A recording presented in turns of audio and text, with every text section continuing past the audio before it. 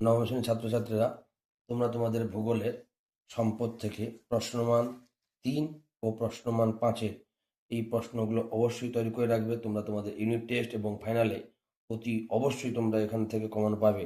দেখে নিই প্রশ্নগুলো। প্রশ্নমান 3-এর অপ্রচলিত শক্তির সুবিধাগুলো লেখো, প্রচলিত ও অপ্রচলিত শক্তির পার্থক্য লেখো, দক্ষিণ ভারতে জলবিদ্যুৎ শক্তির উন্নতি লাভ করেছে কেন, সম্পদ সংরক্ষণের উপায়গুলি লেখো, পারমাণবিক শক্তির গুরুত্বগুলি কী কী, সম্পদ সৃষ্টিতে মানুষের দ্বৈত ভূমিকাটি ব্যাখ্যা করো, জলবিদ্যুৎ তৈরির অনুকূল অবস্থাগুলি লেখো, প্রচলিত শক্তির 3টি অসুবিধাগুলি লেখো, জলবিদ্যুতের সুবিধা ও অসুবিধাগুলি লেখো, ক্ষয়িষ্ণু সম্পদ ও অফুরন্ত সম্পদের পার্থক্য লেখো। এই 10টি কোশ্চেন প্রশ্নমান 3-এর।